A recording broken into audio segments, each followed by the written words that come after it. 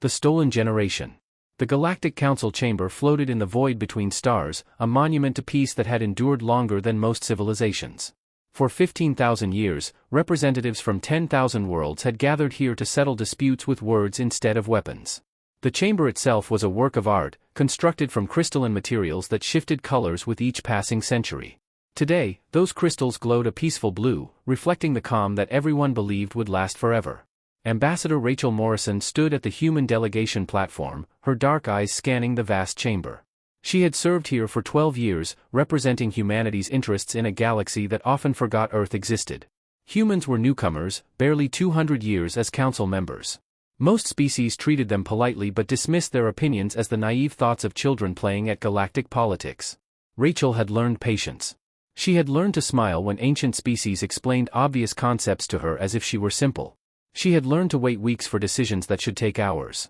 This was the price of peace, and humanity had agreed to pay it when they joined the council. Today's session concerned mining disputes in the Outer Rim. The debate had continued for 6 days. Rachel listened with half her attention while reviewing reports on her datapad. Colony updates, trade statistics, cultural exchange programs. The routine business of maintaining humanity's small corner of a very large galaxy. Then her datapad vibrated with an urgent priority message. Rachel glanced down and felt her heart stop. The message came from Governor David Chen on Terra Nova, a thriving human colony world home to 50,000 people. His words were brief and desperate: "They took our children. All of them. Please help." Rachel read the message 3 times, her diplomatic mask firmly in place. Her hands did not shake. Her expression did not change. But inside her chest, something ancient and terrible began to stir. Something humanity had buried deep when they joined the council and promised to be civilized. She tapped out a quick response: "Details. Everything. Now." The reply came within minutes, longer this time, filled with horror. Zelthari military vessels had appeared in orbit without warning. They had deployed forces to every school, every daycare, every youth center on the planet. They had taken every human child between the ages of 3 and 16. 2,347 children, gone in less than an hour. The Zelthari had left a message with Governor Chen. The children were being relocated for proper education in galactic citizenship. They would be returned when Terra Nova agreed to revise trade terms that heavily favored Zelthari interests. Until then, the children would remain in Zelthari custody. Rachel forwarded the message to Earth with a single word: confirm. The response from Earth came faster than physics should allow. Someone had been waiting, watching, ready. 3 words appeared on her screen: "We are ready." Rachel did not know exactly what those words meant. But she knew they meant something terrible and final was about to begin. The council session droned on. The Zelthari delegation sat in their elevated platform, appearing completely normal. High Chancellor Vekran, leader of the Zelthari Empire, was even smiling as he debated mining percentages with a Kalibari representative. His silver skin gleamed under the chamber lights. His 3 eyes blinked in the slow, contented way that indicated satisfaction. He knew. Of course he knew. This had been planned. When the mining debate finally concluded, Rachel requested the floor. This was unusual enough that several representatives actually looked up from their own datapads. Humans rarely spoke during council sessions. They had learned that their words carried little weight, so they saved them for moments that truly mattered. The council speaker, an energy being named Luminera who had guided proceedings for 3,000 years, acknowledged Rachel's request. Rachel walked to the central podium, her steps measured and calm. 10,000 representatives watched her with varying degrees of curiosity and boredom. She reached the podium, placed her hands on its surface, and spoke in a clear, steady voice that carried to every corner of the vast chamber. 8 hours ago, military forces belonging to the Zelthari Empire invaded a human colony world. They did not attack military targets. They did not seize strategic resources. They targeted schools. They surrounded facilities full of children and took them by force. 2,347 human children are now being held in Zelthari custody. The chamber erupted in murmurs. Representatives leaned forward in their seats. This was unexpected, dramatic, interesting. Finally, something worth paying attention to. High Chancellor Vekran rose smoothly from his platform, his 3 eyes focused on Rachel with amused contempt. Ambassador Morrison exaggerates, as young species often do. The Zelthari Empire has undertaken a humanitarian educational initiative. Terra Nova colony exists in a sector with disputed territorial claims.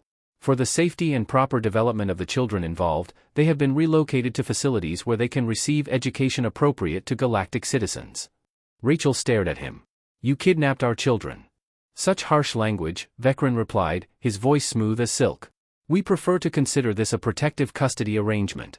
When Terra Nova agrees to reasonable terms regarding resource allocation and trade agreements, the children will naturally be returned to their families. You are holding them hostage. We are ensuring their well-being during a complex negotiation period. Vecren spread his forearms wide in a gesture that looked almost generous. Surely Ambassador Morrison understands that in galactic politics, certain assurances must be maintained. The children are quite comfortable. They are being taught valuable skills. This is an opportunity for them. Rachel looked around the chamber. She saw concern on some faces. She saw indifference on many. She saw calculation in the eyes of representatives who were already wondering how they might use this situation to their own advantage. Luminara floated forward, her energy form pulsing with what might have been concern or might have been annoyance. This matter requires investigation. The Council will convene a special committee to examine the situation and make recommendations. When? Rachel asked. These processes take time. Perhaps in 4 to 5 months we can schedule preliminary hearings. 5 months. We must follow proper procedures. Evidence must be gathered. Testimonies must be recorded. The rights of all parties must be carefully considered. Rachel nodded slowly. She looked at Vecren. She looked at Luminara. She looked at the vast chamber filled with species who had maintained their peace for 15,000 years by accepting that some injustices were necessary for the greater good. I understand, Rachel said quietly. I need to consult with my government. She returned to her platform. Her staff surrounded her immediately, speaking in urgent whispers. She ignored them all. She was composing a message to Earth, choosing each word with careful precision. The message was simple: they have our children. They will not return them. The Council will not help. What are your orders? The response came in 23 minutes. It contained a single sentence: tell them they have 72 hours. Rachel requested the floor again. This time, the chamber was more crowded. Word had spread about the dramatic confrontation. Representatives who normally skipped sessions had arrived to witness the entertainment of watching the young human species struggle with galactic realities. Rachel walked to the central podium for the second time. She did not look at Vecren. She addressed the entire council. I have consulted with my government. Humanity formally requests the immediate return of all children taken from Terra Nova Colony.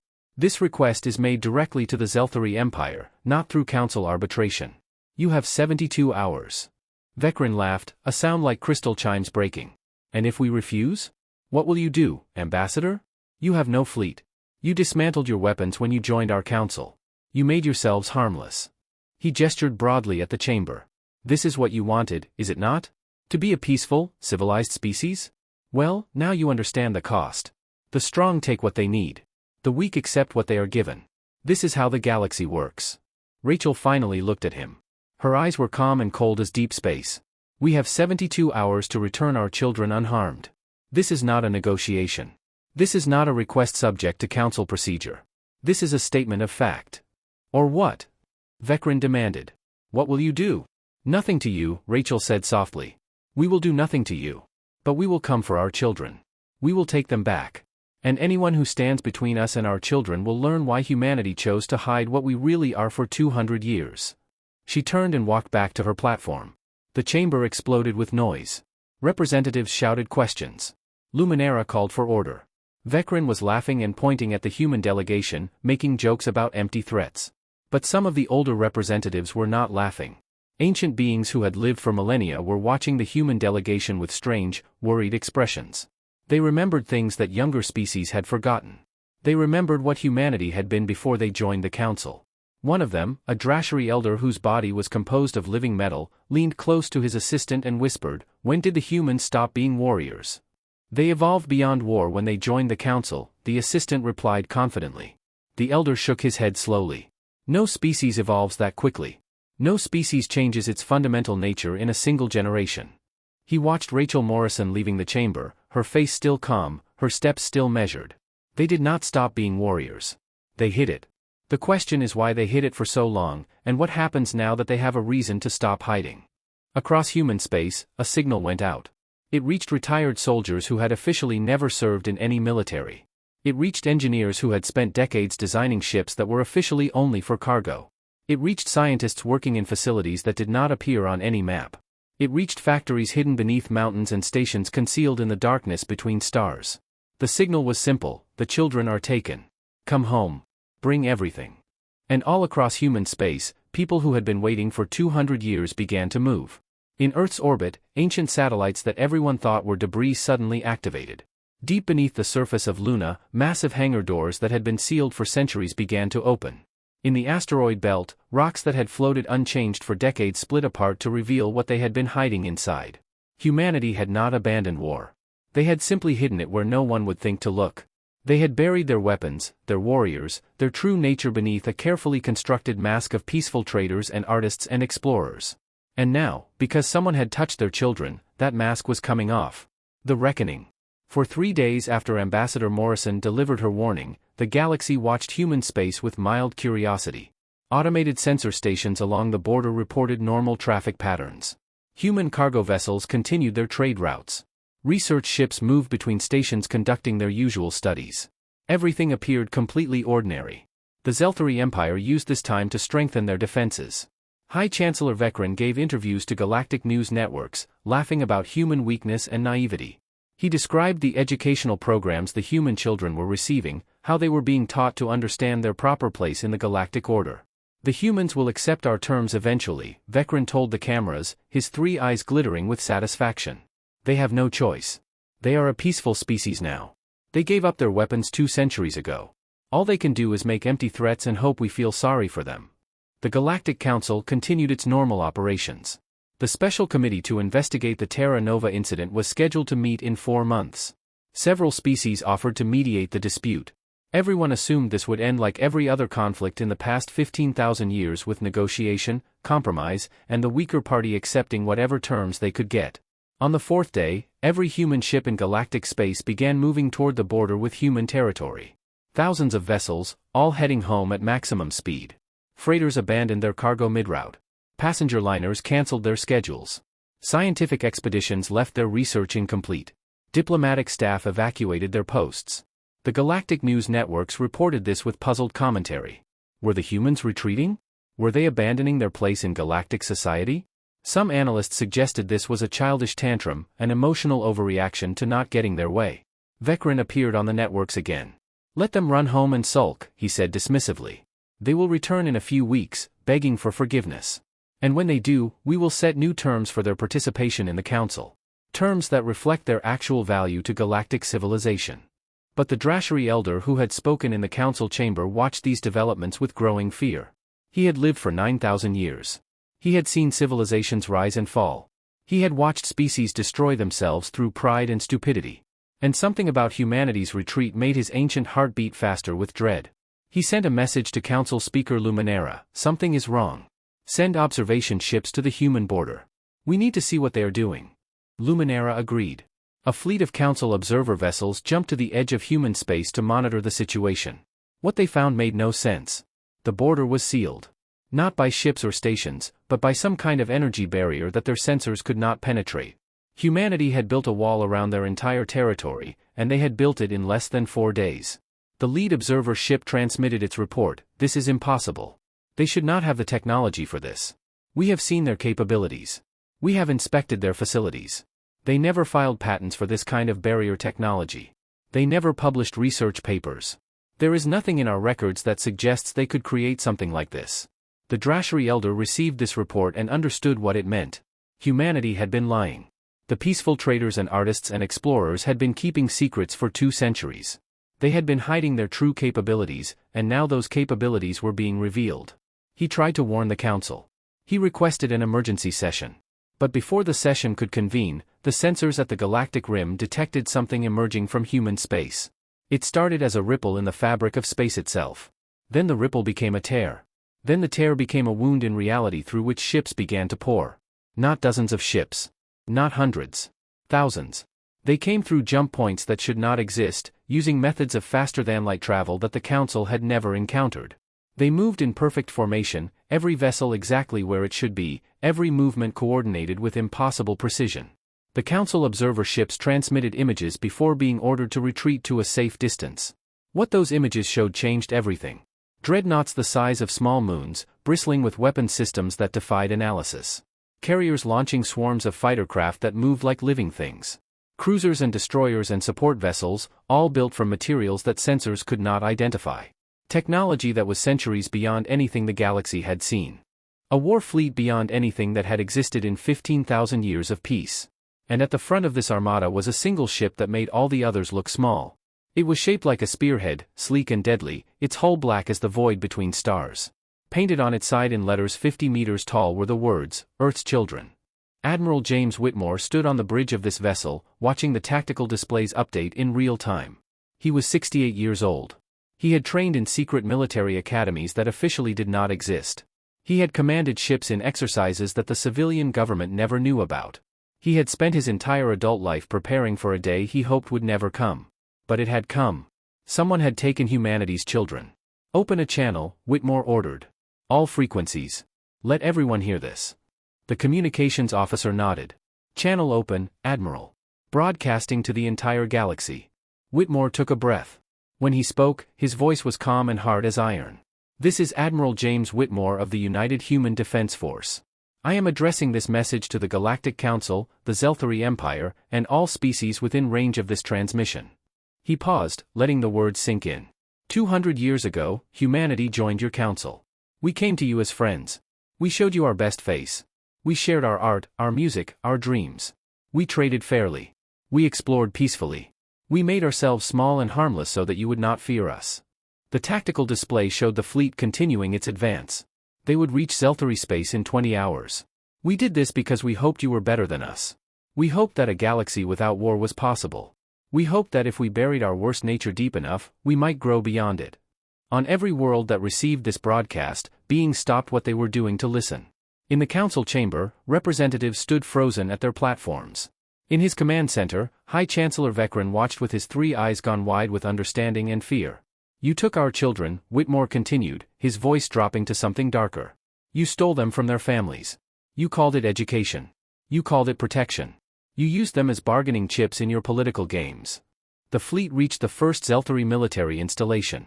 It was a fortress station, heavily armed, crewed by thousands of soldiers who had trained for centuries but never fought a real war. They faced one now. The human ships did not slow down. They did not issue warnings. They did not negotiate. They simply opened fire.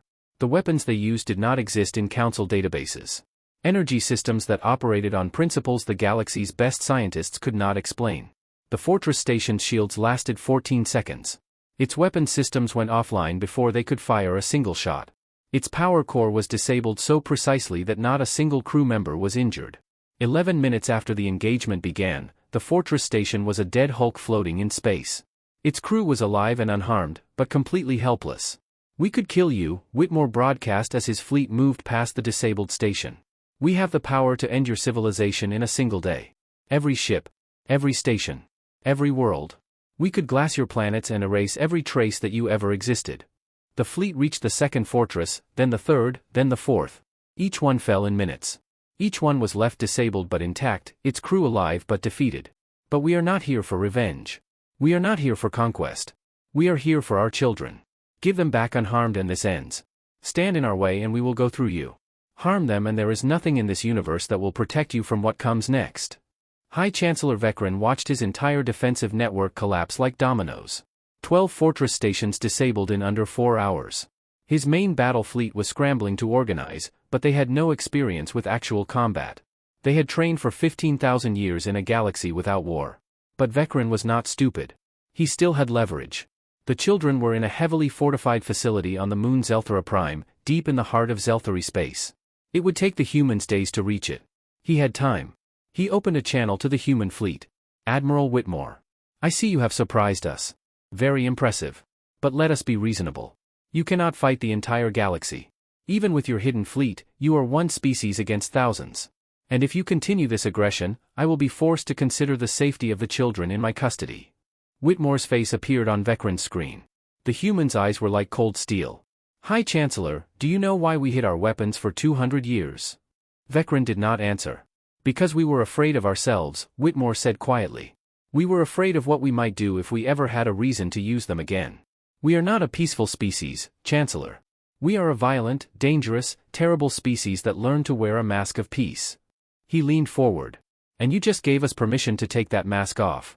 You have 20 hours to deliver our children to these coordinates unharmed. If you harm even one of them, there will be no negotiation. There will be no mercy. There will be no surrender accepted. We will unmake your empire. We will scatter your people. We will make your species a warning to every civilization in this galaxy about what happens when you touch humanity's children. The transmission ended. Vecren sat in his command chair, surrounded by advisors who were all speaking at once, all offering suggestions, all panicking. He looked at the tactical display showing the human fleet advancing relentlessly toward Zelthara Prime. He looked at the reports of his defensive network being dismantled piece by piece. He looked at the countdown timer showing 19 hours and 42 minutes remaining. And for the first time in his long life, High Chancellor Vecren felt genuine fear. The human fleet did not slow down. They did not deviate from their course. They simply came forward like an unstoppable tide. And deep in the facility on Zelthara Prime, 2,347 human children waited, not knowing that their parents had just torn the galaxy apart to bring them home.